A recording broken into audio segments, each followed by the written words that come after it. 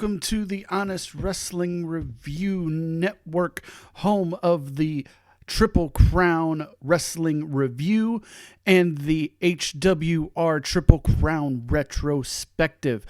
On the Wrestling Review show, the Triple Crown will cover the latest show content for the week, latest news, and rumors in the wrestling industry. During the Retrospective show, we will be recapping and recovering significant events in wrestling history. Hopefully you enjoyed today's show, and thank you very much for listening.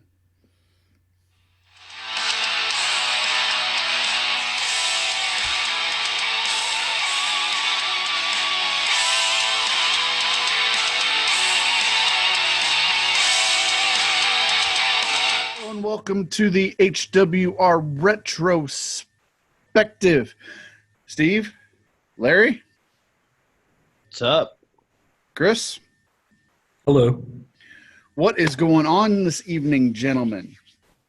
Not too much. Just another wonderful week of wrestling, and oh my God, we're recording this on a Tuesday after a. Well, let's not get into Raw because that's show for the end of the week. Two different shows. Let's just let's keep this on the rails for a moment. Hey man, you gotta love Raw Underground. Let's not get into this. All right. Let's not get into the atrocity that was Monday Night Raw. Today we're actually here to talk about titles, championship titles, or as Vince says, they're belts, the straps. So we're going to talk about the best, the worst, and everything in between for the most part. I was saying the woefully forgettable. Yeah, there's a lot of forgettables, but maybe we should start with probably some of the worst just because, or some of the best because there's less of those than there are worst, and we can obviously rant about the worst a lot longer. I'll go ahead and start. I loved the Raw, the World Tag Team titles from the first brand split. They were different. They weren't the Bulldog titles, but they kind of took from the Undisputed shape. Yeah. And they had a better design. They weren't dimes and copper pennies. You mean like these? Like these ugly pieces of trash? Yes, like those. And they were actually held by some really good tag teams, most notably, if you're watching current product, they were held by Edge and Randy Orton. Yep, they were. Loved those. Those were, in my opinion, one of the best tag team titles WWE's ever designed. Okay, so I will pick up the ball and run with one of my favorite titles ever created in WWE. We're not talking. We obviously are talking about all of wrestling, but right now, I think, and I'll show you because I happen to have one. The North American title, yes, classic. It's a classy throwback design to the old school ways. It's simple but elegant. I like that it's a thicker strap instead of thinner. The maroon harkens back to the old U.S. titles they used to have. It's just all the way around a beautiful title. Not overdone with jewels like the current main titles. It just, like I said, can't speak highly enough of that title. Now, you've got all these minis. Did you take them off of all your action figures first? I'm sorry. These are not action figure size minis. Come on, they're a little bit bigger than a wristwatch. Sorry, small Larry. Oh, mercy. So bad. Look, I have certain ones for certain displays. These sit on my desk at work. These are for my Bray Wyatt display. I'm not buying full-size replicas of these damn things. Well, and I had always wondered why they manufactured those and who the hell bought them. And question answered. There's a lot of people in the belt community that collect them because you know what? This makes a great paperweight at your desk at work because, you know, it just sits there. It looks nice. It's something different that not everyone else has. And you just have it on your desk, and it makes you happy. Mine, I'm actually going to go WCW, the world title. I thought that was one of the best looking belts. The big gold. The big gold. Uh-huh. The Ric Flair, baby. The Cremini Big Gold. That thing's a gorgeous piece of art. Yep, I love that title. It's always been my favorite of all time. And some of our favorite guys have donned that strap. Me and Larry have a personal connection with Dallas, 3-time world heavyweight champion. I have a photo with me in Dallas where I've actually gotten to hold it in his office, it's just amazing. That's an amazing feeling to have. And speaking of Dallas, I will go ahead and say that the first belt he ever won in WCW was one of my favorites. That's the WCW World Television title. It was a classic design that worked. Yeah, because it was very similar to even the WWF Championship belt they had for a while before the Winged Eagle. Mm-hmm. And it was an introductory title that actually still meant something. Not like the European title where, my 11-year-old son could have been European champion. So Shane's your son? No. I would have to say I agree with you on that title, but I think my second favorite of all time has got to be the WCW United States title, one Dallas wore, the 3-plate version. Yep. They've had quite a few incarnations of the U.S. title, and technically its lineage lives on today. But that one, that 3-plate, that bigger, that kind of, you saw it harken to the WWF IC title. It had a very classy design. And it had a itty-bitty American flag on it. And it had enough to where it resembled enough similarities with the big gold where it didn't get lost in everything. Yeah, there was a picture I really like that I came across a couple of days ago where Goldberg was wearing the big gold and Dallas had the U.S. shouldered. It was a good time in WCW. Yeah, that was a great time in WCW. I'm actually going to put a brand new title as one of my favorite titles ever because I just think it is just sexy, and that is that new U.S. Championship. Yeah. I'm obsessed with it. I think it is really, really good looking. And you notice after, again, we will bring up the atrocity that was Monday Night Raw. But you can actually see the size difference once Apollo was holding both of them. Mm-hmm. Oh, yeah, it's a lot thicker of the plate. You can see how much the eagle actually protrudes off of the plate. Like they're doing some crazy stuff. It's got like a kind of a pointed design on it, which is cool. Yeah. But here's the thing is the guys in the belt trading community and the belt collecting community have actually found out because they've already bought their replicas. They're actually making them hollow.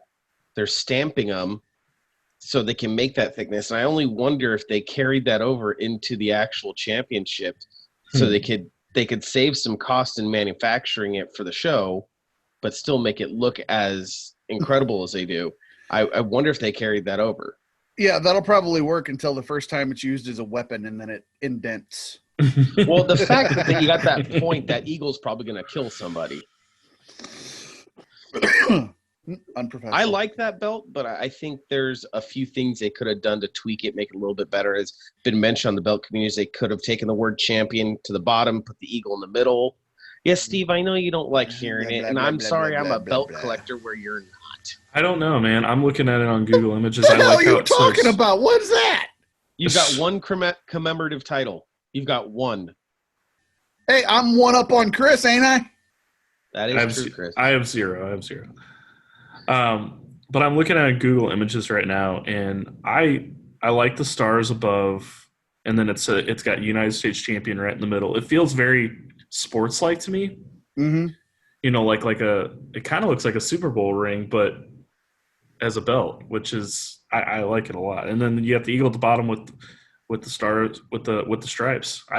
It's beautiful. The only thing I absolutely think they should have done different in that field of stars at the top is they should have filled it in with blue.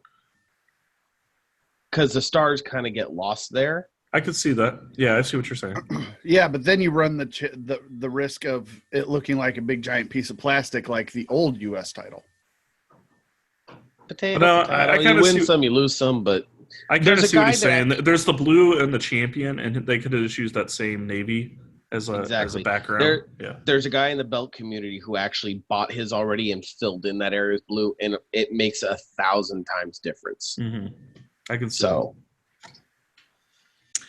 So now that we've gone over the ones we love, and obviously, I've got a couple other. I mean, I've got a couple other that I actually, really love. I do too. I actually want to bring up. I want to bring we up. can go over loves for a while. Yeah, because we but I want to usually bring do up shortchange the ones that we like to rant, bitch, and complain about the ones we don't. So I want to rant and bitch about the ones that are ugly as sin so bad. We'll get there. Slow your damn roll. What about like a gimmick belt? Like there were all kinds of them out there, but like what was like your guys' favorite? Like mine personally was the $1 Million Championship. I've got one. Oh, you can't go wrong with the $1 Million belt. Yeah, the $1 Million belt was classic. Amazing. Yeah. And it just it oozed money, which was the entire freaking point. Yep. And if you listen to Something to Wrestle With, they do an episode on the $1 Million Man. They actually explain what that belt cost to make, because it was actually made by Vince's jeweler. Yeah, that was a $50,000 belt. Yeah, I think they brought it up on DiBiase's documentary too. Yeah, it's like apparently there's actually 6 real diamonds on the inside because there's leather on the inside. Yep. But all the diamonds on the front are cubic zirconia. Imagine what it would cost you if you had like Jacob the jeweler today make that belt. Dear God. Well, and here's the thing. And then if you, again, we reference Something to Wrestle With all the time, but if you listen to Bruce Prichard talk about it, there was a time when him and DiBiase thought they had it stolen out of their vehicle. And he personally had to call Vince at 3 a.m. and tell him. Yeah. Be like, not to alarm you, but that $50,000 belt, yeah, we can't find it. Fortunately, Virgil had it at the hotel and didn't tell anyone. Of course he did. Why would he not be the first person they'd reach out to? They tried to. There weren't cell phones then. That's true. I was saying. And now, you know, Soul Train Jones, as he's known today. You can find him in an Olive Garden. Smashing the breadsticks. And you can also find him at all these freaking signing conventions where it says Virgil and Ted DiBiase, and he's the only one sitting there with nobody around him. Yeah. It's sad. I've seen it in person. I almost felt sorry for him. Just almost? Didn't quite get there, though. So, gimmick titles. Huh? I love one that never got put into production, and I'm very upset that I do not own it, just because I was so big on this guy. And it was the Undertaker's commemorative belt, the one they released last year, that they only made like 500 of them. Yeah, that's an extremely popular belt in the belt trading community. And if you want one of the commemorative ones that's numbered, yeah, good luck. They about tripled in price the day they were sold out. Though everyone that's reselling them, every time they get resold, it raises the price. Yep. However, and they sold for like what, $750 originally? Because it came in a coffin case. Yeah. And they even started making a mini one of these in the same case that actually had cubic zirconias in it instead of the gems. There's actually in the belt trading community, the boot belt makers from Pakistan and wherever, they're actually making replicas of it. So if you really want one, you can get one for about $200. It's not the, one of 500, special edition comes in the box, but you can at least have it because I'm planning on getting one of them eventually just because I want to pay homage to it. Right.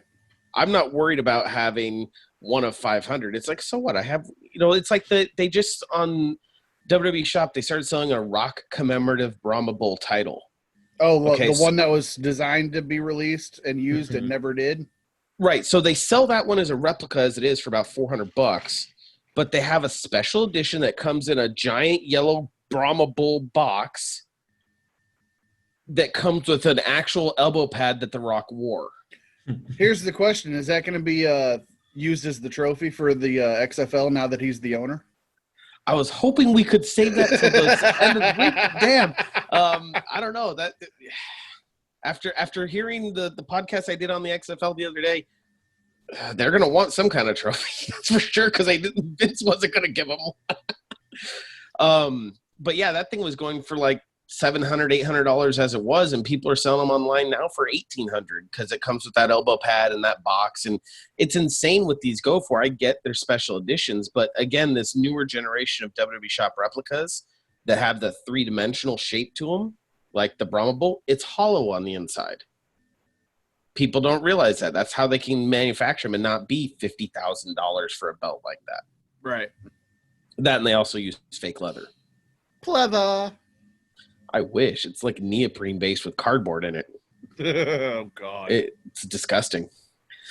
So if we're talking gimmick belts, I mean, realistically, if you want to think about it, all of ECW's belts are gimmick belts, but let's not get into that whole subject. I know where you're going, and I'm with you. Really, where am I going? I'm assuming you're going to go with the original FTW title. I was going to say the second version. Oh, okay. The original version was literally a winged eagle that had the bars on the sides cut off and had yellow tape put on over the logo that said FTW, and on the side plates had yellow stickers that said FTW. Like the stickers you use for your address that you get at Home Depot? Yeah, yep. That's what they were. Whereas the secondary one, which isn't even the one he's using now, because the secondary one, it was stamped brass plates. You could see because it almost looked like a pie pan or like a round cookie sheet had been pressed. Mm-hmm. Where the new one is actually an actual poured, formed brass plate. So I'm talking the second incarnation of the FTW title. That one was my absolute favorite of the gimmick belts. I was saying, Chris can just silently nod his head because he doesn't know much about the FTW title. I got nothing to say about this. It was basically at the height of Taz's meteoric rise in ECW. It was a beautiful time to be a Taz fan. It's essentially the same idea that MVP just did. You know, oh, I'm the real champion. I can't get a title shot. I'm going to make my own title. That's kind of the idea.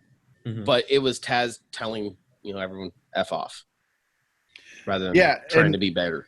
Like I said, the acronym for it is great because it's FTW, fuck the world, and then heavyweight champion. So when you run it all together, it says fuck the world heavyweight champion. The first two versions do. The new one doesn't. They actually separated it. They added the extra wording. Keep it classy. Keep it original. Yeah, well. All right, so is there any other gimmick belts we absolutely love? Because technically, I mean, if you really want to talk about wrestling, they're all props. They're all gimmicks, technically. But there's one that I like, but both of you are going to list it on your hates, so I will pick that battle when we get there. Okay. I think I know where he's going with that one. There's a willow in the wind, if you know what I mean. Oh, my God. Yeah, a little bit. Here's a gimmick belt that you guys may not know because it was from out here. It was an independent belt. There's two of them. One is UPW, which is a training school that Samoa Joe and John Cena came out of. Mm-hmm. And they had their internet championship. It was a weird shape, like it was this weird octagonal shape, but it was cool because it actually made it like holographic. So depending on how the light hit it, it did different things to your visual of it. If you might be able to find pictures of it. I haven't been able to track one down recently because I haven't really tried, but it's the UPW Internet Championship. The other one, and I love this one because I was there for it. I got to see it. Was the XPW King of the Death Match belt. I thought you were going to say the King of the Mountain belt. Oh, hell no. Why the hell? Like, all right, seriously? Jeff Jarrett. That was his intro. That was a bad version of his intro. Larry's working the Google machine. Yep, the Google machine. Showing off. Working the Google machine. Oh, he's sharing screen? On the interwebs. Yeah, I think I have that power. Thank you. Yeah, he only has that power, but I can't find even doing a quick search, I would have to really dig in, but I haven't been able to find a picture of it in ages. I'll try and find one to show you, but it is just, I love that belt, and it kind of disappeared after a while. It didn't get used as often, but XPW King of the Deathmatch belt. That one's a good one to look at. And one of my all-time favorite belts, it will always be in my top 2, the Winged Eagle. The Winged Eagle was a glorious perfection of a world title. That's absolutely hands down one of the most beautiful belts ever made. And screw Kevin Nash for saying it was too small. Yeah, he's just too big.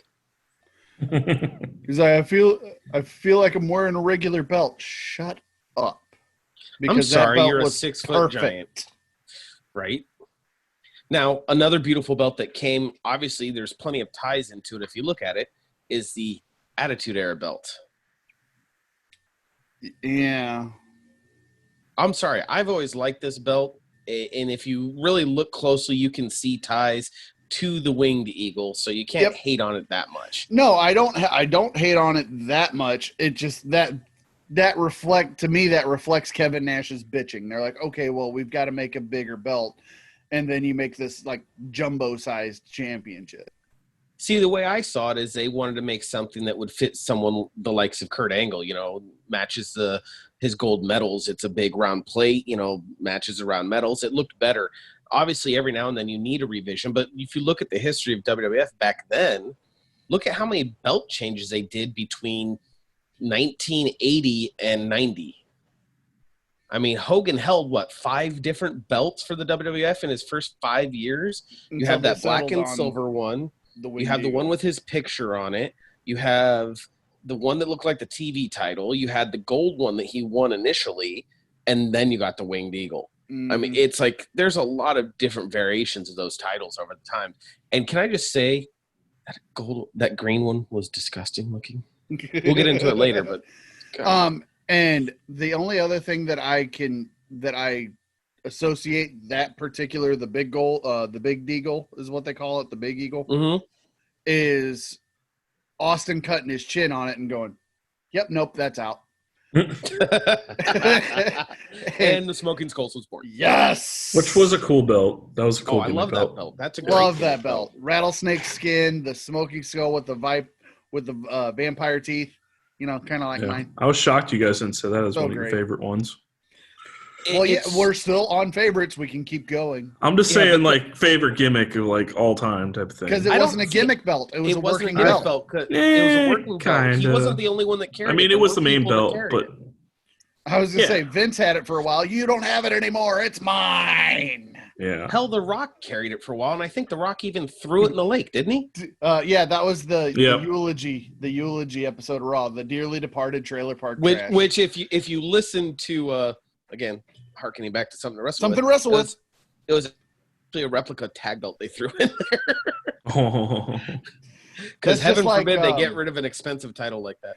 Austin chucking the Intercontinental title into the Allegheny. Yeah. Rumor has it someone fished it out and tried to sell it back to them. That was such a great promo, though, when Austin did it. He's like, you're going to need these little flippers. You're going to need the snorkel. You might need this oxygen tank because you're going a little farther down. And here, take this piece of trash belt with you. So good. Gotta love the good promos. I mean, you don't get enough of them with them. But while we're on the subject of belts we love, I mean, we've mentioned a lot of them, but what about that good old WWF Intercontinental title? So beautiful that they brought it back. I mean, how many belt designs can you say, aside from the big gold, disappears, comes out and it had 4 generations of a different design, and then it comes back again. Thank you. That to me, that just Cody said, Rhodes. Exactly. Cody did a great thing by bringing that title back. That's the IC title I grew up with, and you guys most likely grew up with too. Yeah, I mean, I grew up with it and I loved it, but I'm one of those rare people that was still a fan of the Oval IC belt too. I like the Oval, but it. I didn't like its first incarnation, the purple strap that Ken Shamrock carried. That one bothered me. It's something about the size of the plate versus a strap. It just seemed weird to me. Because to me, that was the belt. That version of the IC belt is the version that I tie most into Chris Jericho, who is the most reigning Intercontinental Champion of all time. And I would dare say probably the best Intercontinental of all time. I mean, there's a lot of argument to be said. Well, what about, Ravishing Rick Rude? And what about Macho Man? And what about Bret Hart? And what about Shawn Michaels? I'm sorry, Jericho has done more in his career, and he's been more worthwhile of a champion, and he elevates the stature of that belt. I mean, he's the first AEW champion and the first undisputed champion in WWE. I mean, he's done a lot of stuff, and you have to give him credit for what he's done, so it elevates the championships he's held. And that was the funniest part. Again, we're going to bring back a Something to Wrestle With episode. His episode on Jericho becoming the Universal Champion was hilarious. Because they're if you can't tell, we really like it. So when you're done listening to this podcast and viewing the webcast, go ahead and check out Something to Wrestle With. I was going to say, and then let Bruce and Conrad know about us, so maybe we can get a little bit of a rub our way too for once. Would be nice. It would be nice. But they were like, they really didn't know what they were going to do for the first Universal Champion, and then Vince is like, oh hell, we're just going to put it on Jericho. The company's going to shit. Yeah, see, I haven't gotten to that episode yet. I'm still catching up, but what the ones I was listening to when they were talking. But I mean, about if you do any kind of research on it, that's basically exactly what happened. They're like, all right, well, the company's going down the tube. We're putting the belt on Jericho. And Jericho's like, thanks, guys. Well, and what's funny is, too, when Bruce and Conrad talk about it in the earlier episodes, they're talking about, well, there was talks about it going to Austin. There was talks about going to Triple H. There was talks about going to Rock. We didn't know who it was going to land on until about the day before. Mm-hmm. And the number 4 guy on the list wound up winning it. Yep. But he did more for it, and he elevated it. So I'm glad they picked him. Oh, yeah, and then he got to be able to I'm the only guy to beat The Rock and Austin in the same night, blah, blah, blah, blah, blah. Great heel work. Exactly. And that's why I think he's one of the most important and influential, if not the best Intercontinental champions ever. And his run with the belts were just amazing. I mean, not to take anything from Kurt Angle and other Intercontinental champions that did great work with it, but that Intercontinental title is that last generation of the Oval, and that old school look is probably my favorite Intercontinental, saved to the new one. That new one is damn sexy. That new one is amazing. It's great. So good. Looks great on AJ Styles, by the way. Yeah, it does. It's just simple 3-plate. It doesn't need to be overdone. I like it. It feels different too, because you're just used to the white with the Intercontinental belts. Yeah. Well, yeah. And then when you first look at it, you're like, man, that's a busy title. It's got a lot going on. Yeah. And then you look at it closely and you get to see the intricate details of it. And that's when you fall in love with it even more. Yep. Agreed. Yeah, like one things I didn't notice is if you look on the sides of the main plate, the globes, they're actually coming off of the curve. So the plate's curving, but the globes are coming flat off the front plate. So they kind of are thicker on those globes. And it's like, as you watch it and look at it, you see more and more of those little details. And I think it's great. One belt that I'm glad they didn't make was when Kurt Angle was the Inter-Euro champion. I was terrified they were going to make a new belt for that. Rumor has it they did, and it just never made air because it did not look appreciative. And there's been a guy in the belt maker community that actually made what he thought it would look like, but no one's confirmed or denied it. It was not pleasant looking in my mind, but it is what it is. So glad they didn't do it. I mean, the Intercontinental was already a merger of 2 belts anyways. Right. Speaking of belts, I thought they made, but I guess they didn't because I'm looking in the defunct championships right now. I thought they made a Brawl for All belt. They did not. Thank They God. talked about it. They talked about it, but they never did it because, well, the Brawl for All failed. It was trash, yes. Congratulations, you win the Brawl for All. What's your prize? Getting knocked the F out by Butterbean. Yep, that was your prize. And as horrible as that was, yet they're trying it again with Raw Underground. Wait, let's not get into that. Yeah. But no, I think it's funny about the Bart Gunn thing too, because they didn't know what their outcomes were really going to be, and they just the Bart Gunn story, Dr. Death Steve Williams. They thought he was going to destroy him. Yeah, and Bart called up Vince McMahon and Jim Ross and the powers that be and said, "Am I going to get in trouble if I knock his ass out?" Talking about Dr. Death. Yeah. And they're like, "Oh no, Bart, go ahead, do what you do. There's no way in hell you're gonna knock his ass out." And ding, out goes Dr. Death. Yeah. And everybody backstage is just like, well, shit. How are we supposed to build this guy to be a legitimate tough guy when he just got knocked the F out by one of the smoking guns? And then the entire concept, according to Vince Russo, for the Brawl for All was to get revenge on JBL. Yeah, JBL I do remember that. Yeah, he would knock anybody out in the locker room in real life, and they're like, "Okay, Big Mouth, we're gonna put this tournament together and see if you can back your talk up." And he went down like a sack of potatoes. Now, mind you, that's what Vince Russo says. Yet Bruce Pritchard says, "Why would we invest that much money and bring in that many guys and do this whole thing that costs us money just to teach a lesson to one guy in the backstage?" No, we were trying to put over Dr. Death. And unfortunately, he got his ass knocked out.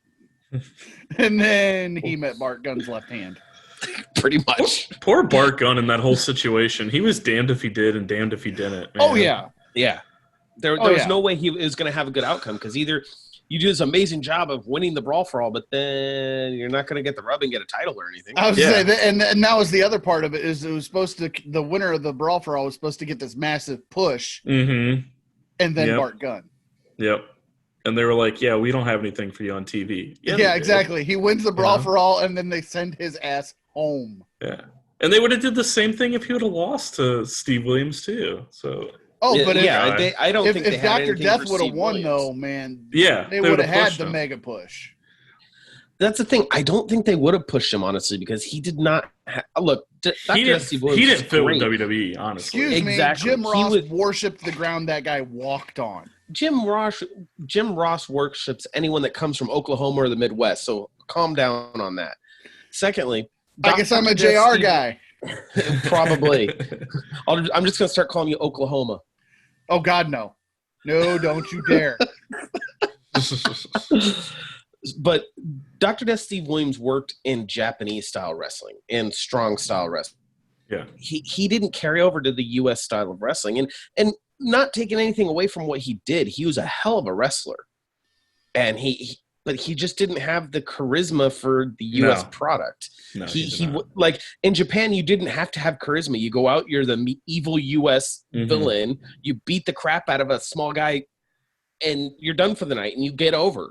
Yeah, you need no mic skills because you're speaking English. You can't speak the English. You can't speak Japanese, anyway. You know? So exactly. Yeah. So he would not have worked. He did not have mic skills here. He didn't do well. I believe he was in WCW a short time. Didn't do well. I think he was in WCW for a short time too. Yeah. So I think he went there after they basically. Yeah, I think it was after at WWF that they no longer had anything for him.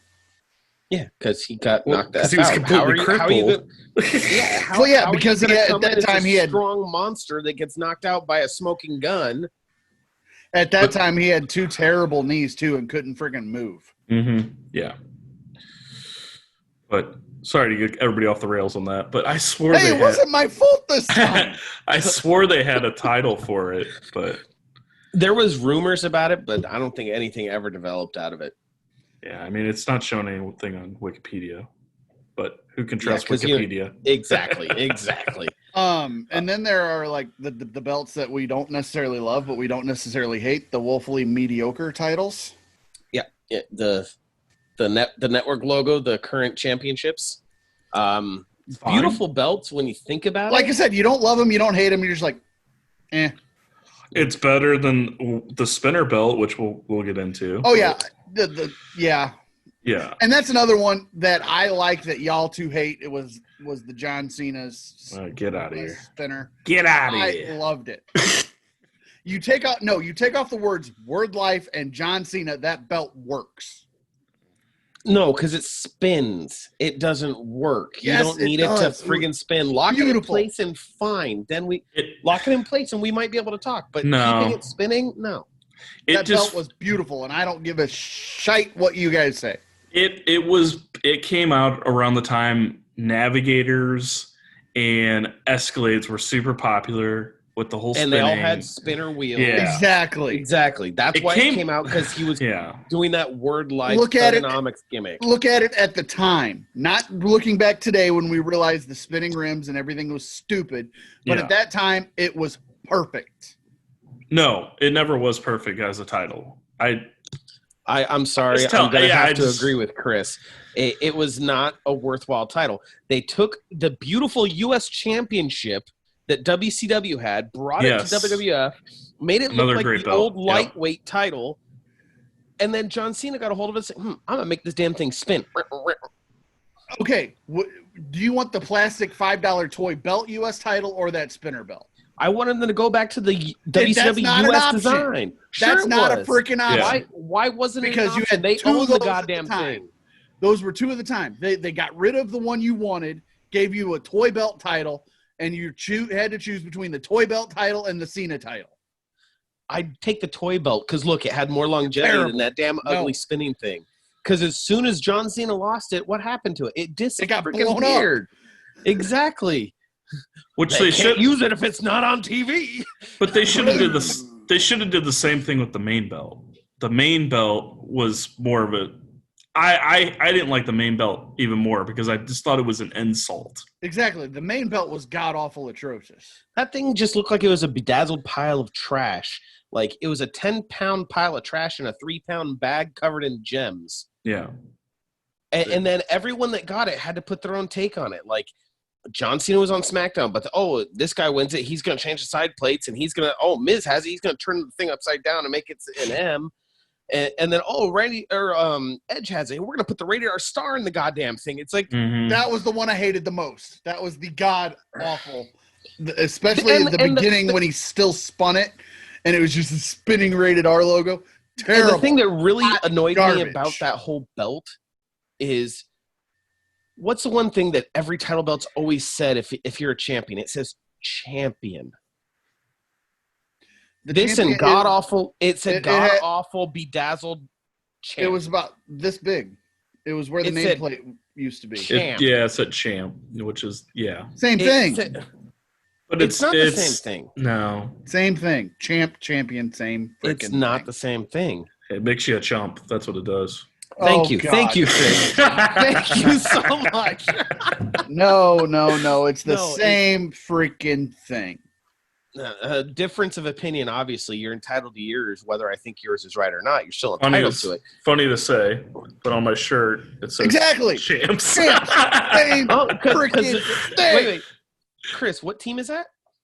Oh, it's the defending Stanley Cup champions, the St. Louis Blues. You mean the Chumps? Hashtag LGB, let's go Blues. Oh, Larry. Golden Knights. Golden Knights? They haven't even been out for 5 years yet. Doesn't matter. Their first year, they made it to the Stanley Cups.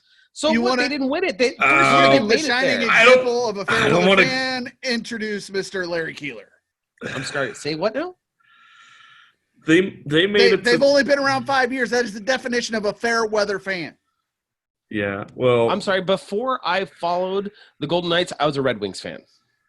Oh, and that doesn't make you any better in our books. That's almost as bad as saying you followed the Blackhawks. Okay. No, it's worse because I hated the Red Wings my whole entire life. Because they were the ones that stopped us from getting to the Stanley Cup. Okay. So many times. Hold on. I've got to drop a local St. Louis radio station analysis personality. Randy Carricker, God love him. He's like, everybody hates the Red Wings. The effing Red Wings. Yeah. And he came up with Punch a Red Wing fan in the face day. So, look, I like the Red Wings. They're the first hockey team I watched. As I grew up, I started following the Kings, but I couldn't get into them.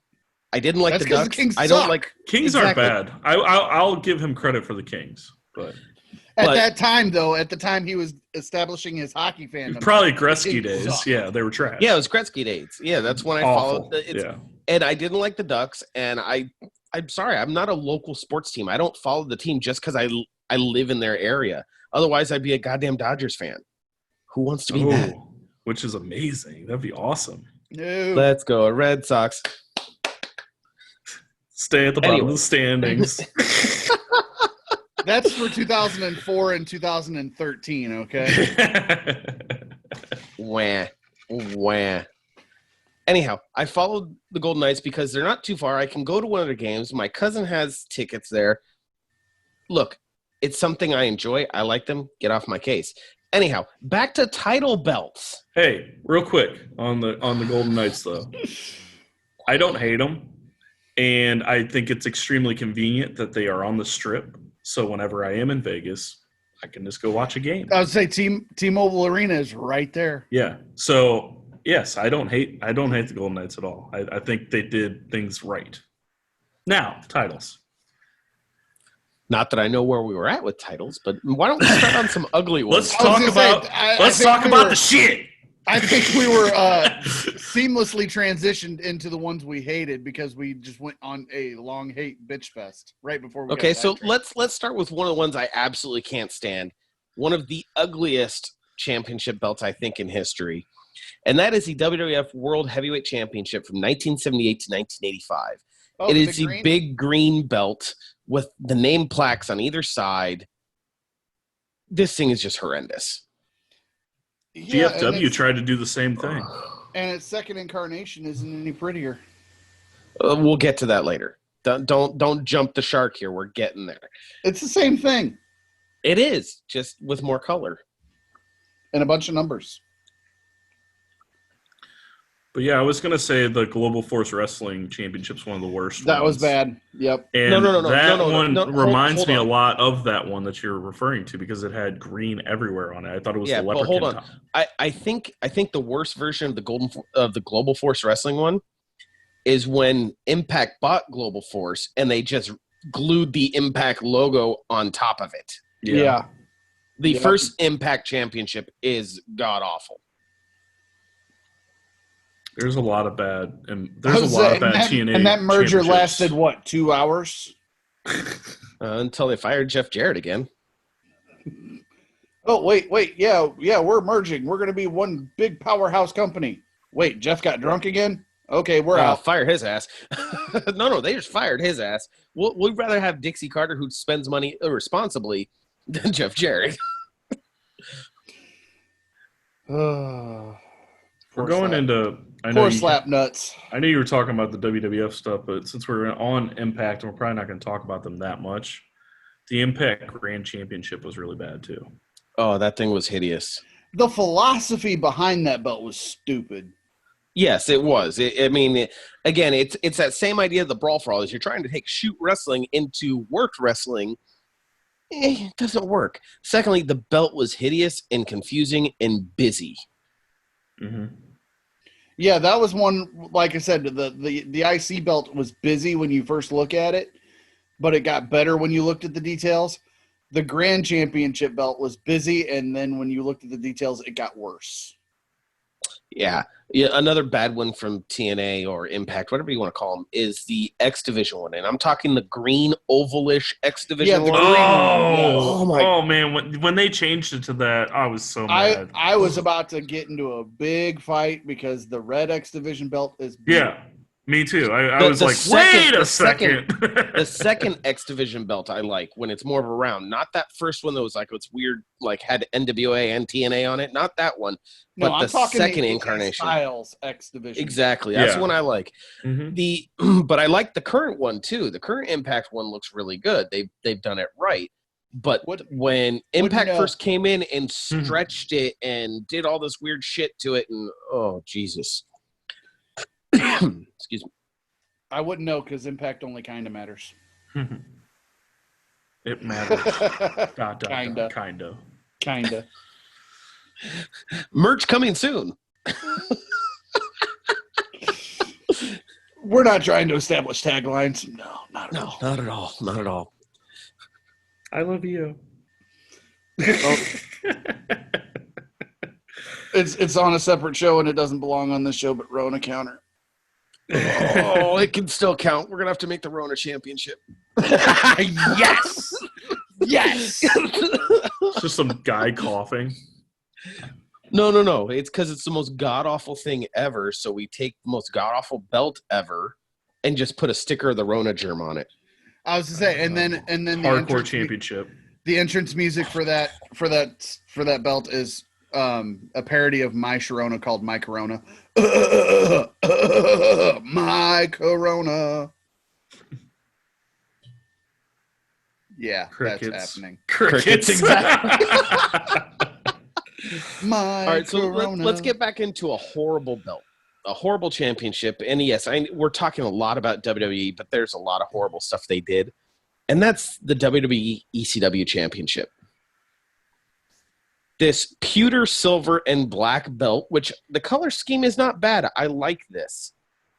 But you have an eagle with flaming wings on this weird diamond trapezoidal shape.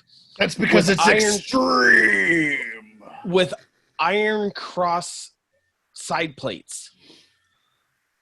Where's the ECW barbed wire? Where's any of the original ECW tie-ins? Except for the letters ECW, there's nothing that tied it in. It's tied in because it's fire, damn it. And fire's extreme. It's awful looking. Yeah, I don't like it at all. It was god awful. Like, just absolutely god awful. Yep. No. That's all you got to say about that. Thanks, Forrest. I can tell you a belt that was worse. Yeah, I'm sure we all can. The Greatest Royal Rumble Championship. Oh, yeah. Oh. So bad. Oh. I mean, that's just the current belt with a little bit of modification, but oh, good Lord. No, let's talk about a really hideous belt, a really stupid, horrendous belt that we talked about before we went on the air, and that is the WCW Cruiserweight Tag Team titles that were only ever used for one night, the night Vince McMahon took over. Well, and that's the thing is I don't even think Rey Mysterio and Billy Kidman even have them anymore. I don't think they ever, like, after the show, I don't think they got them because I don't think WWE has them. I think someone in that crowd ended up with them, honestly. And it wouldn't surprise me if they somehow ended up in Conrad in the Radisson mansion. Right, because he's a huge belt collector. But, I mean, if you get a chance, because obviously, I'm not going to throw up a picture because, I don't have control of the screen. But I wouldn't try and put that on the screen anyways. If you get a chance, Google that title. No Cruiserweight title for you. Look at the horrendous design of this belt. It literally looks like tin and brass riveted to a leather strap. It's just god awful. It's like the best laid plans of mice and men went completely wrong. To me, honestly, it looks like that's where the concept of the women's tag titles came from, because they do kind of look a little similar. Except the women's tag titles are a little more refined. The women's tag title is nothing similar to that. The women's tag title is round. So were those. No, they're not. What are you looking at?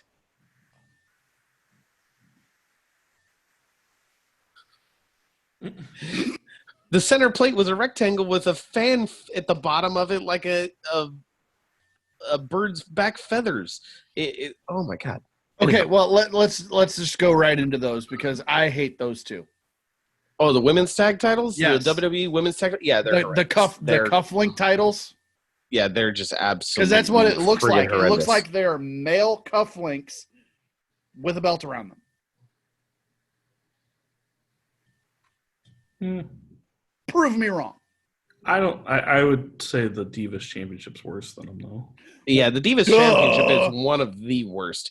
And that's, like, if you look at any website that's done worst belts ever, that's within the top 3 of all of their lists, if not the first one. I would say, and it's usually number uno. No, I can think of one that's usually higher on that list. Yep. I think Chris agrees with me. Yeah, I think it's the one that you're going to defend. It's the one you're going to argue tooth and nail over. Oh, my God. If we're talking about current horrible-looking championships, 24/7's got to be mentioned. I think that counts as the worst belt ever because it has no meaningfulness. There's nothing meaningful about that belt. It was a belt that was brought on because the network wanted it. I mean, even Mick Foley said it was horrendous, and he introduced the goddamn thing. Oh, yeah.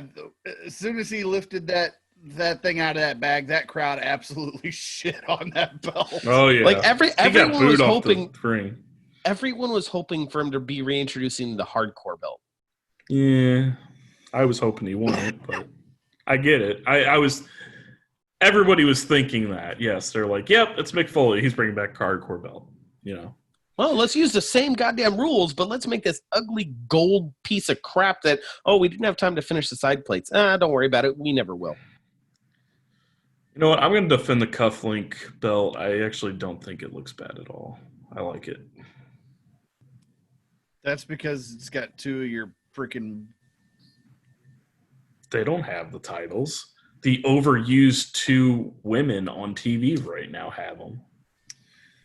They were champions, though, so... The originals. They won it first. No, they did not. The tag team championships? The Iconics were not the first ones to win. No. I'm talking about Bayley and Sasha. Oh, I was talking about the Iconics. I you're know. the freaking Iconics defender. I know, and I said, no, they don't have the titles right now. The overused two women do. Oh, God, there's a new But they're still connected to those ugly-ass titles. They're about as... Yes. Nope. Yes, they are. No, I just thought of a new shirt. Because Peyton Royce is an attractive woman. Billie Kay, on the other hand, not so much. I just thought of another shirt. Chris is iconic. Oh. Iconic!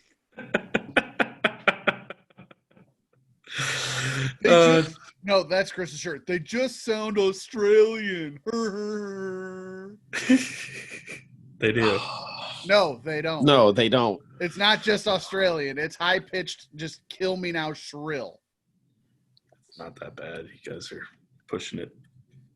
Okay, so let's talk about another disgusting title, and that's the current tag team titles. Yes. Even going back to the penny titles. I showed them earlier. The dimes are an upgrade over the copper pennies. Yes, they are an upgrade, but nonetheless, they are still horrendous in their overall design. And yes, the only reason I have them is because I have a Bray Wyatt display, and he's held both of these titles.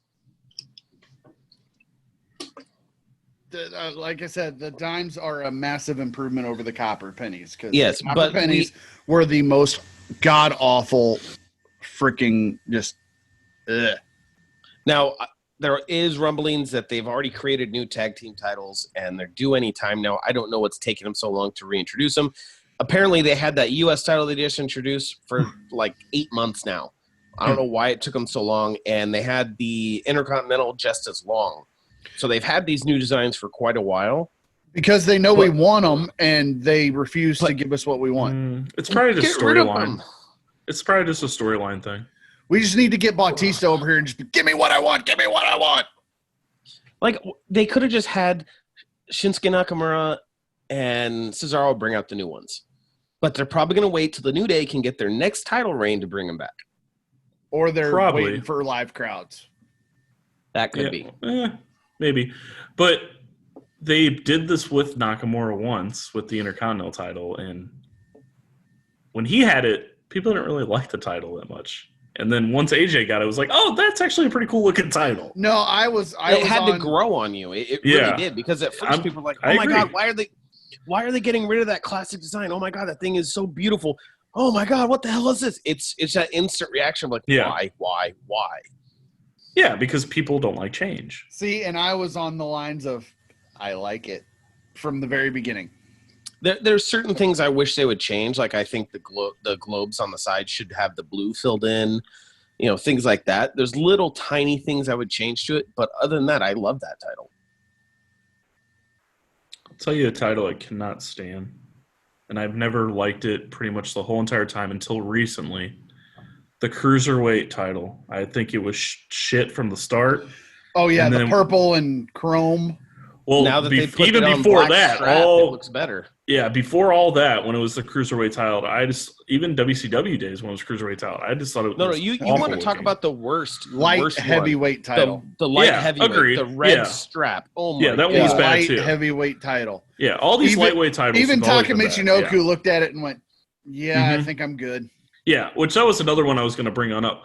But when they brought back the cruiserweight title, like Steve was just talking about the purple, that was awful. Now, when they changed it in NXT to the black, it's not as bad. It's not as bad. It's a little bit better. I like the NXT in the center of it. Yep. It kind of cleaned it up a little bit. Yeah. It's amazing how just putting NXT on it improves it. But it's not like everything else in super. the That happened with WWE. everything. But it's not Everything like else in the WWE. You want to improve it? Put NXT on it. That's true. But it's not like that violet purple now. Now it's like black with just hints of purple in it, which is much better. I'll give you that. No, let's talk about. I probably am going to get pushback from you because it's such an iconic belt. But that first NXT championship. Yeah, that was bad. I'm not even gonna remotely argue with you. You talking about the Seth Rollins one? Yes, the logo belt. The big, giant, fat strap with 6 side plates. I forget what it looks like. It's NXT's logo with a bunch of side plates on it. It's a giant X with an N and a T. Terrible.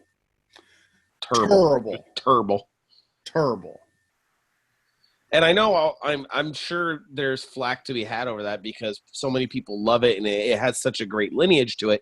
But at the same time, it was just a god-awful, disgusting belt. You want to talk about a god-awful, disgusting belt? The split women's championship held by Lay Cool. Oh, yeah, that was bad. That was bad. Or how about this? The Tommy Dreamer modified New York hardcore belt. And the reason they did this is because the original hardcore belt that Mick Foley had was falling apart and they couldn't get it to stay together.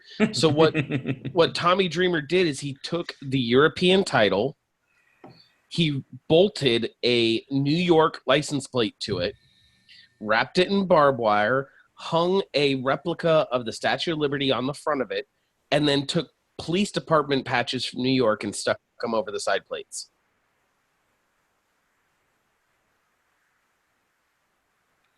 Go ahead, look it up. I'll wait. I don't want to. I disagree with you guys. I like the Seth Rollins NXT Championship. I knew he would. I knew you would. I knew one of you would, but I was betting more on Chris. I forgot about that one, but yes, that one's awesome. How do you forget about that one? That was like the How longest is it reigning awesome? NXT title. It's terrible. It may as well be that X Division Championship we don't like from Impact. It's the same idea. This X coming out the top and the bottom of is oh my god. I don't know. It reminds me a lot of good champions had that because they just recently changed that belt. I wouldn't say recently. It's probably been about 2 years now, but and I said that the lineage longer is than that. great. It's been closer to 3. Yeah, the lineage of that belt is absolutely amazing. I'll give that every day. I would say Shinsuke, Nakamura, Big E, Seth Rollins, Finn Balor, Kevin Owens. Yeah, the champions made that belt. The belt is still just god awful. Trash. Oh, it was pretty cool seeing Kevin Owens showing up on Raw with that belt and then taking the US title. But see, I popped for the fact that it's because it was Kevin Owens and everybody loved Kevin Owens. It was not because of the belt. I championed Chris in this. It was absolutely because it was Kevin Owens. Wait, Chris is against us here. Shut up. Sorry, I agree with Steve. Sorry. God. Me being a Kevin Owens fan like I am, and the fact that he's done so much here with PWG, and I've seen Kevin Steen come out on Raw and attack John Cena. I think that was great. Yes, but let's not forget that the belt was awful. Yes, quite awful. It was a piece of shit. That belt deserved the John Cena spinner belt treatment. It deserved to be put in the trash can and blown up. Ooh, no. Yes. No, here's a belt. Now, I know you guys don't really follow Ring of Honor, but go ahead and look this up as Conrad says in your Google machine.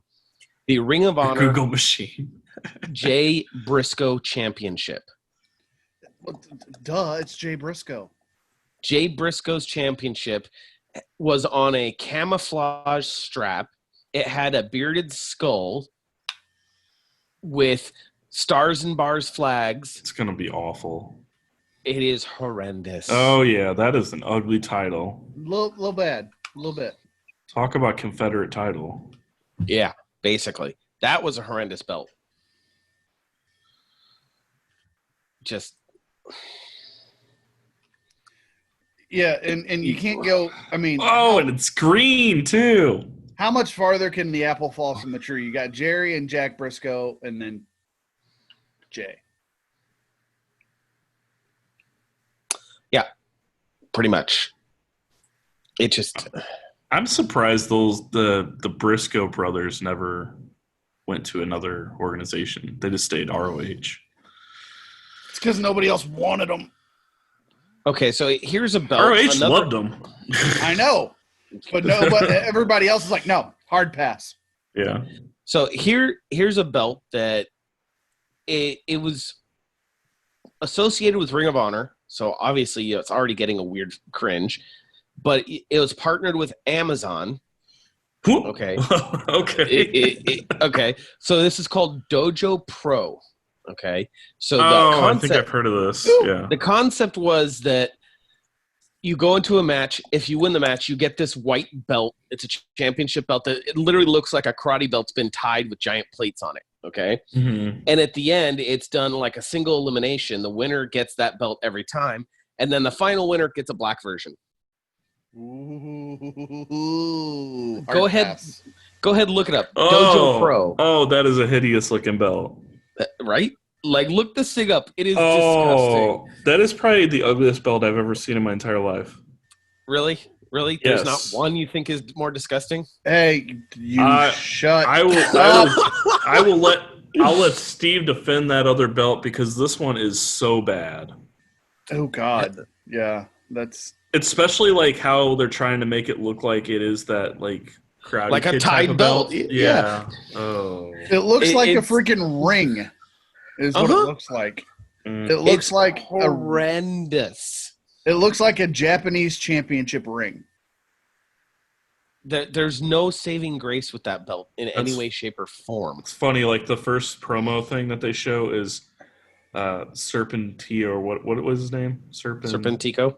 Yeah, Serpentico, which Aaron Salo or whatever his name is, against Sammy Guevara for this belt. Really? It was on October 19th of probably like 2 years ago. Oh, I'm going to have to go watch it now.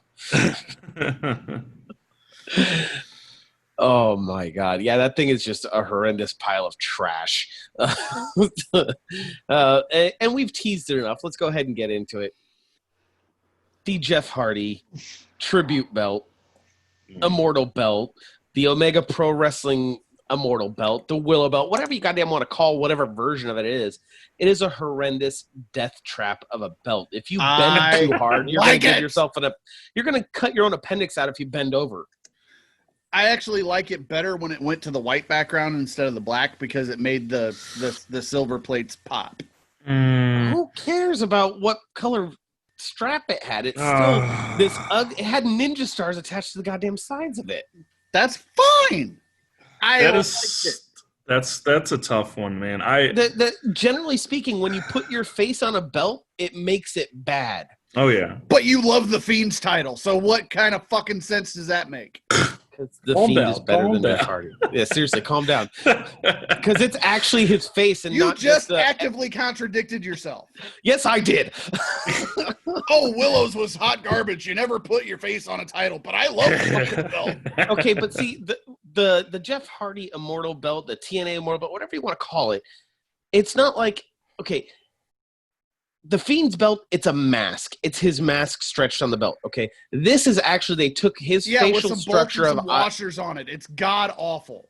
Yeah, well, opinion, tomato, go F yourself. The Immortal Jeff Hardy belt is disgusting. It's horrendous. The more you look at the Jeff Hardy belt, it looks like it's a clown because it looks like it has makeup on its face and then it's got flowing hair in the back. You know what the Fiend's mask is? It's a freaking clown. He is right. It technically is basically the Joker face stretched. Yeah. But like, at least his is only on it once. Jeff Hardy has his on it multiple times, and he even has diamonds in the place of where his stretched earrings would be. Mm-hmm. Yeah, but the Fiend wins the belt again. That's all you're gonna freaking talk about. So you hush your hypocrisy mouth. It's not hypocrisy. Yes, it is.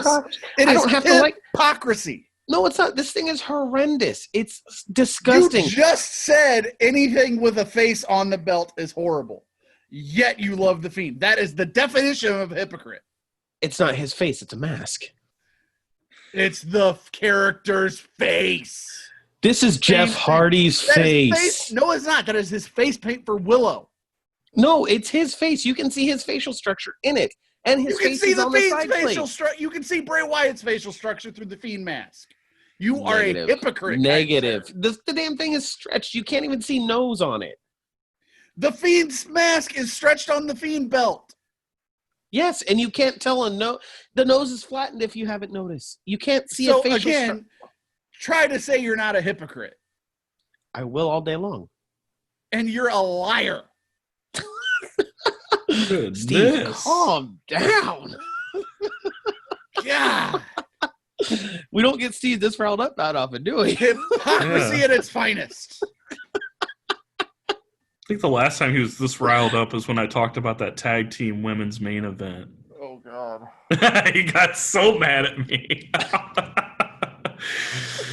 Oh, good Lord. Well, you can't defend Kyrie anymore, Steve. She's gone. I don't know. Dojo won or Willow won. It's a toss-up, man. They're both bad. The number one worst. See, I'll be the hypocrite on the other side of the spectrum. The absolute worst, most god-awful title is the custom belt for the Fiend. No, I wouldn't. No, it's not. Yes, it is. See, Chris backs me up on this. The point of that belt was to be as creepy as it could be, and it was creepy. The point of that belt was to be as stupid as could be. Oh, no, it's to be creepy. It's the same thing. You know, we're just going to put his stupid, ugly-ass face on the belt on an ugly piece of leather, bolt it together with some nuts and washers, and call it a title. Ridiculous.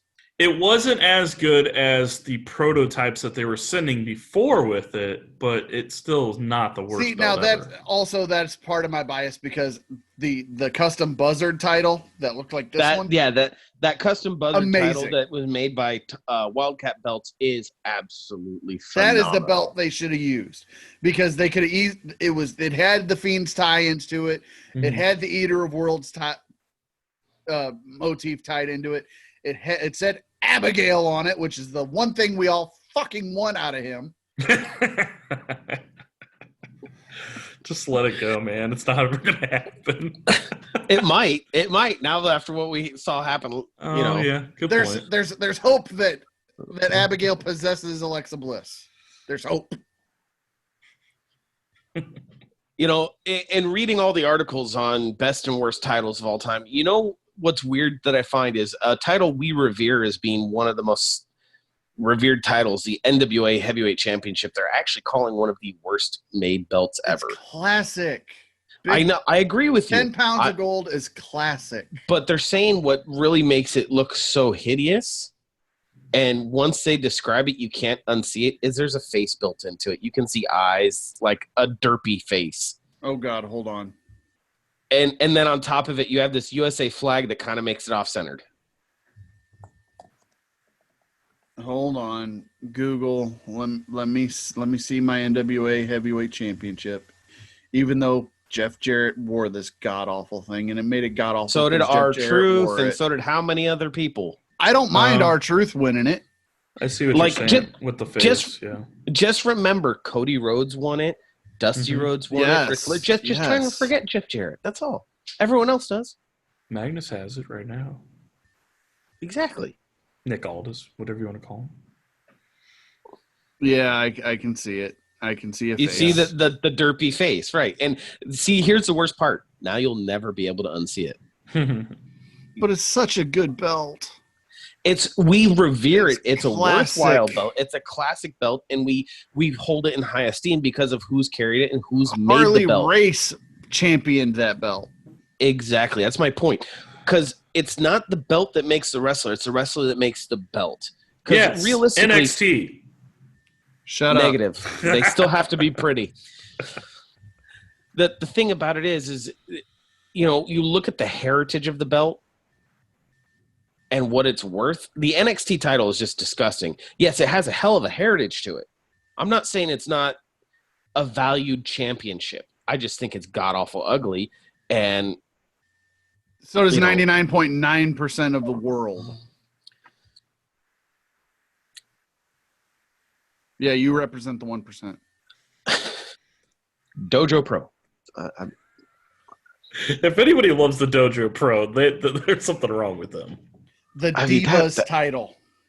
I don't know. The Dojo Pro's worse than Divas title, man. The Divas title was a bedazzled butterfly. I don't care. It was a fake karate belt. Here's a gimmick belt that we didn't touch on. The King of the Ring belt. It was supposed to be a belt. It never made air. They decided to give him a crown and a scepter and all that instead of using an actual belt. But they actually produced a King of the Ring belt. Never saw it. Throw that in your Google machine. Thank you, Conrad. You're gonna. I'm gonna show off. Work the internet on the Google machine. Oh, this isn't the first King of the Ring belt, though. Oh, are you just talking about the 1995 one? The one I was looking up was only the.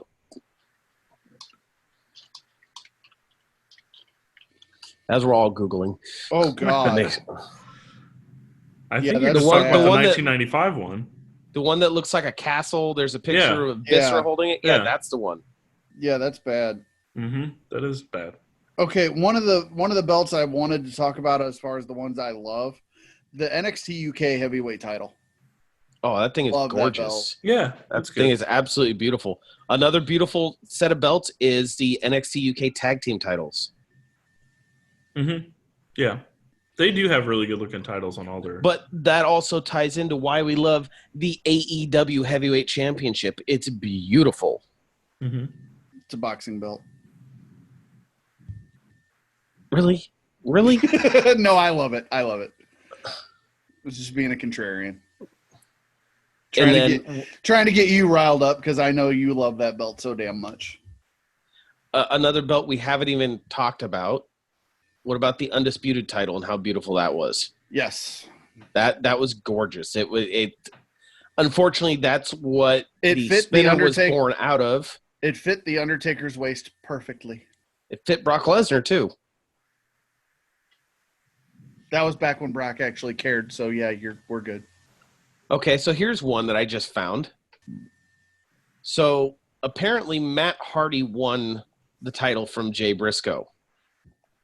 And he made it the Iconic Championship, kept the belt, just put stickers of him over it. Okay, that's bad. Yeah, that's really bad.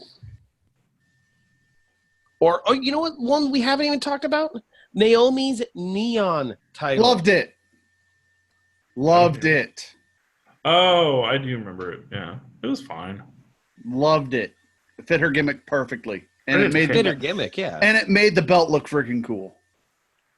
And then there's also Daniel Bryan's hemp belt. Hated it. Which I liked. I thought it was cool. Fine. I thought it was cool. I didn't think it was that Hated bad. It. Yeah. Hated it. Well, most people did. Most people despise that belt, but it was. I mean, it looked cool. It looked clean. They did a good job on it, but it didn't make me like it.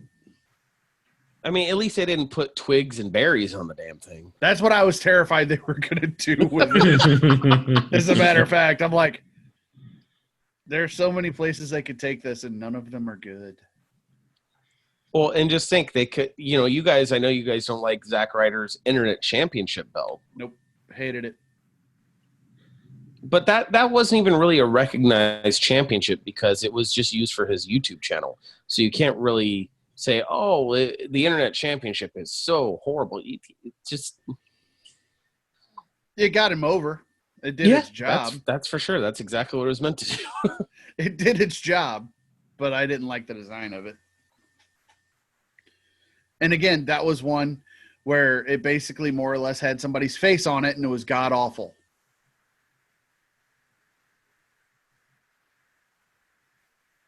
Hypocrite much? You hate every one of them except the Fiend belt. Listen, the Fiend belt is in a class of its own. No, it's not. Yes, it is. No, it is not. Yes, it is, because it's No, it's it not is not. Yes, it is, because it's not literally taking a piece of metal and engraving it or etching it or modifying it to look like your face. It's actually stretching a face on it.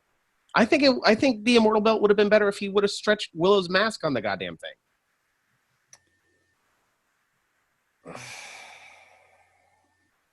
When you're so deep into the hypocrisy, you can't even recognize your own hypocrisy.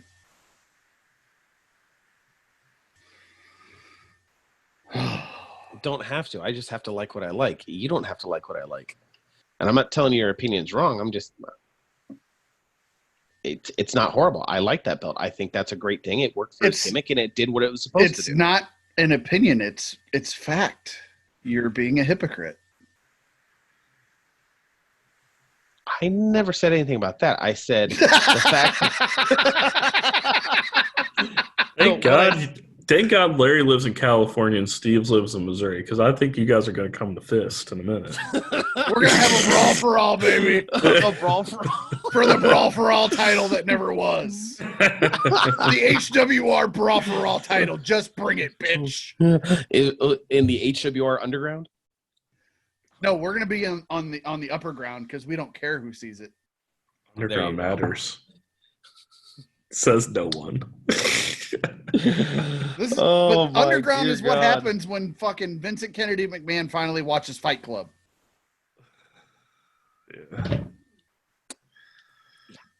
With that, we're going to have plenty to talk about this week, believe me. So let's not take too much of our fun from that with this conversation. But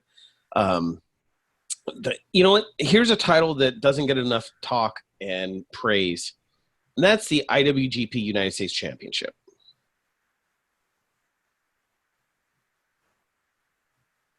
To crickets. God.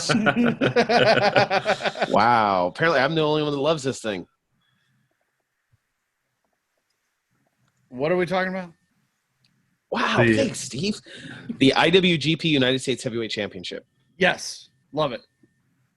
That's just a gorgeous belt. And if you haven't seen it, another amazing belt. Lucha Underground. Lucha Underground made good belts. Yeah, the Gift of the Gods belt was amazing. That and we're going back to IWGP. That's the terrible part about it. The best United States title is in a Japanese promotion. Yeah.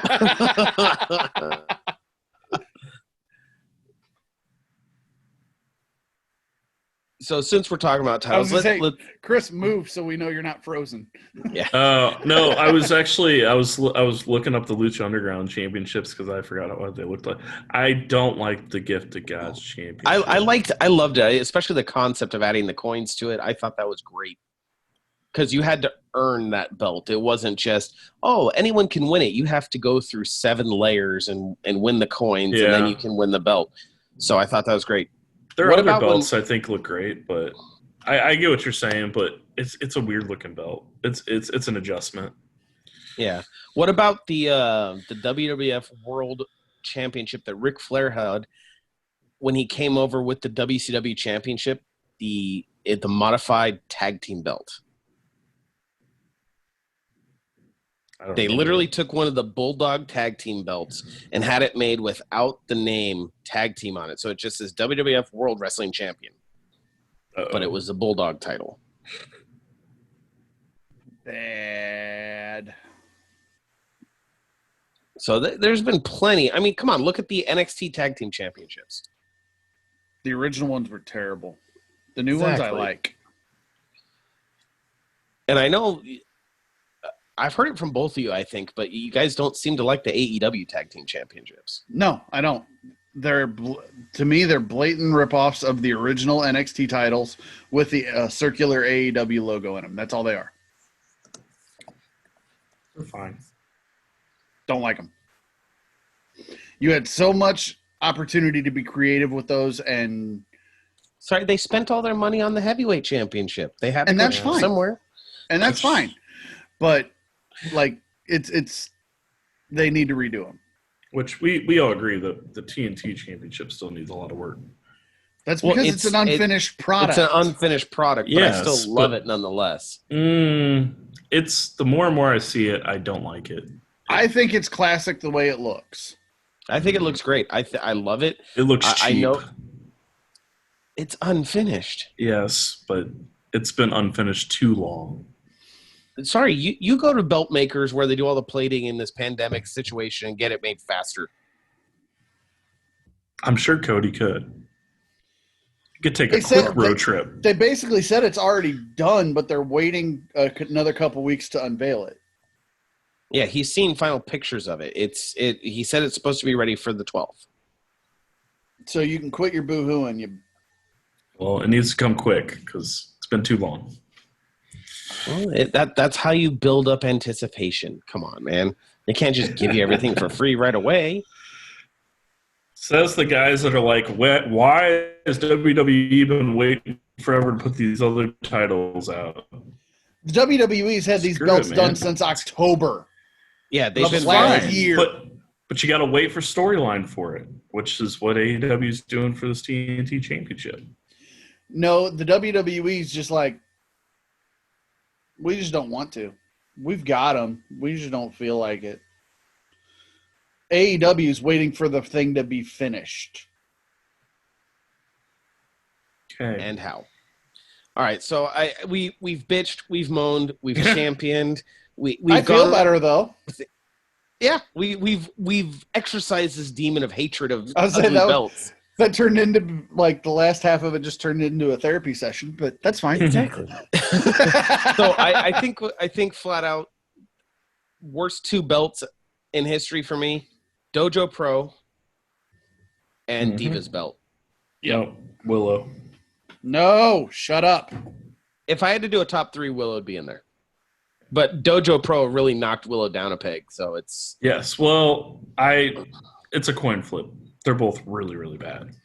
Dojo Pro, the Divas title, and the original NXT title.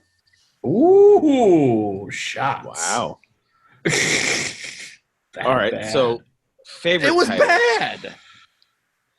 FCW Championship was worse than the NXT title. Come on. FCW was also run out of a storage unit.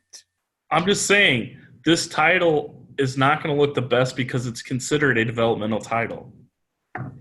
Okay, so Southern Honor Wrestling is considered a developmental territory for AEW, and their belt is gorgeous. I'll have to agree with Steve on that. That belt is absolutely amazing. If you don't know what we're talking about, go ahead and go look up Southern Honor Wrestling and look at the championship. It is beautiful. But most developmental belts are crap. So, I mean, you're basically saying most indie belts are crap because they're all basically developmental. I'm saying they don't look that great. Oh, okay. It's getting heated. Oh, I see the sweat just. Okay, the NXT title was the epitome of laziness. Okay. Yes, it was literally just the letters bolted to a leather strap. It was god awful. The three of my favorites. Number 1, the Smoking Skull belt. Number 2, the Winged Eagle, and number 3, Big Gold.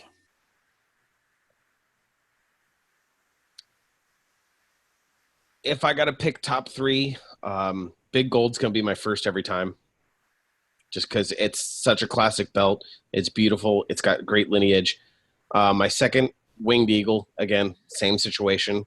But my third right now, it's the North American. That is, ooh, yeah. It's such a beautiful, that's easily in my top style. 5. Easily in my top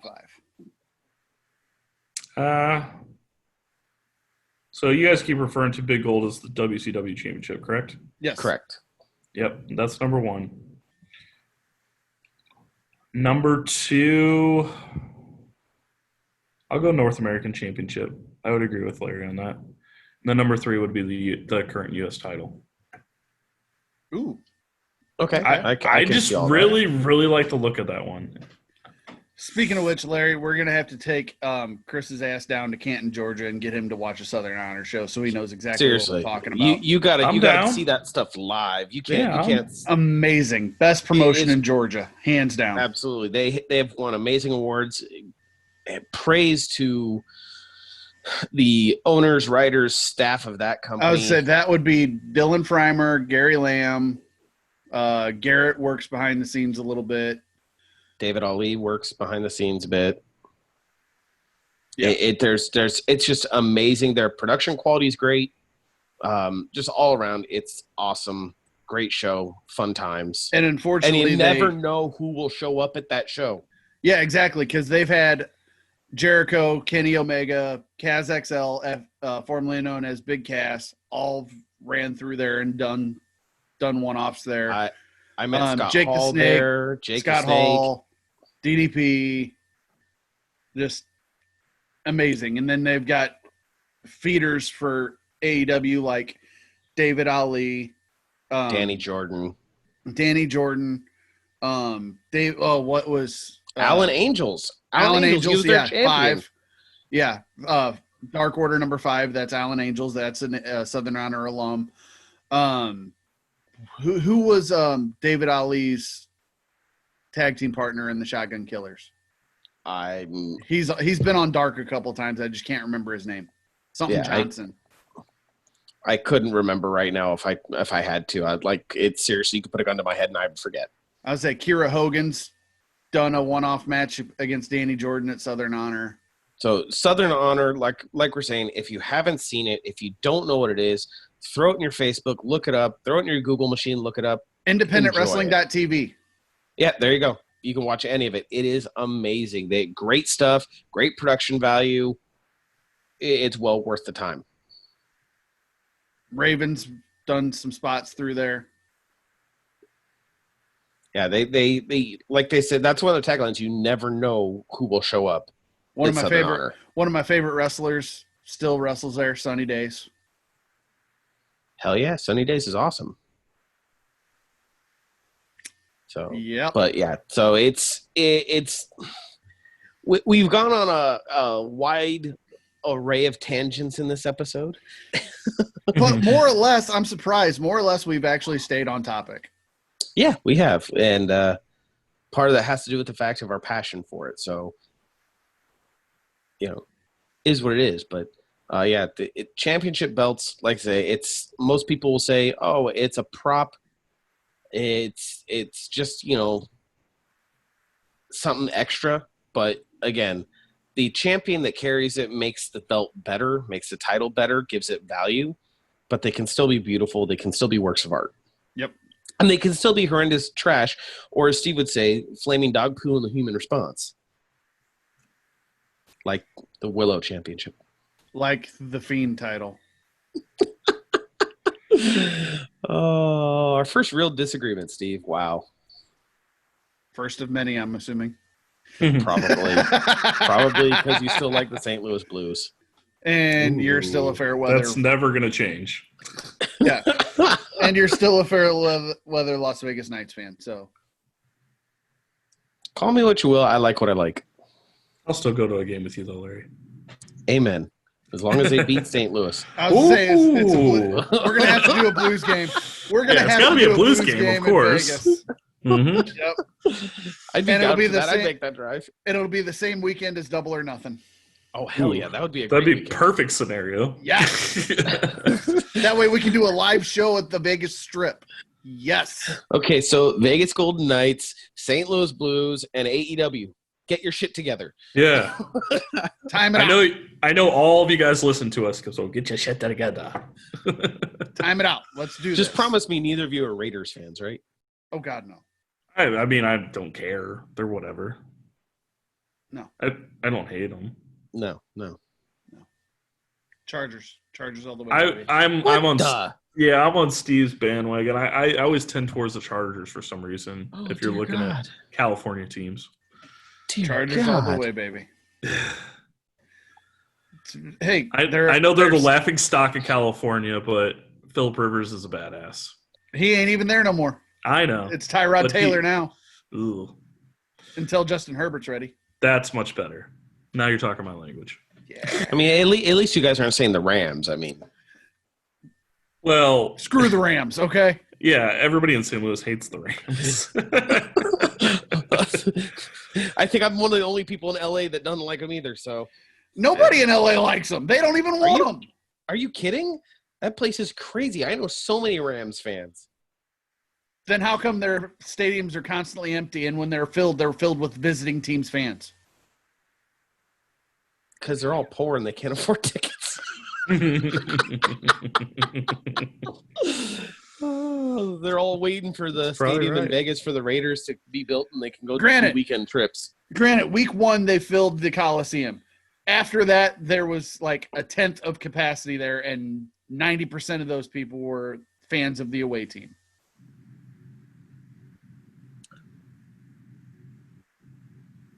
But Los Angeles loves them some Rams. I don't. Loves them so much they don't support them. Go Green Bay. Screw Stan Kroenke. Wow, it's been a wild ride today, that's for sure. I was going to say, we got to end this up because I got to get ready to go to work. Yes, you do. I'm ready. I'm ready to end. All right, guys. Well, it's been real. It's been fun. For once, I can say it's been real fun. Because usually, the saying goes the other way. Yeah, usually it's been a hard time to get through, but this has been entertaining. I've enjoyed it. Well, no, I love doing the show with you guys. I'm just saying the saying, it usually goes, it's been real, it's been fun. I can't say it's been real fun. That's the typical saying, but this has been, it's real, it's been fun, and yeah, it's been real fun. Yeah, absolutely. I agree with you on that. But until, what is it? It's Tuesday. I will talk to y'all Saturday evening. And we will get this posted as soon as possible, Larry. I will send you all the appropriate links you need to work on in the morning when I get home. Not a problem. And the podcast version will also be posted tomorrow when I get home. Hopefully you edit this last 5 minutes out. Nope. We're shoot podcast, baby. Whatever comes out our mouth goes out for the world to hear. That's the best part. That's the best part of our shows. All right, guys. Until next time, we are out of here.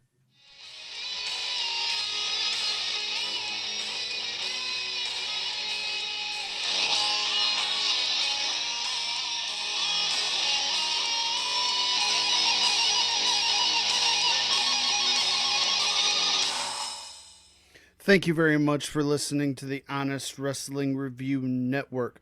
Hopefully you enjoyed the show. And as always, you can find us on our various social media outlets. Search us on Facebook at Honest Wrestling Review. You can also find us on Twitter at HW Review Pod. And you can find us on Instagram at _HWR_network.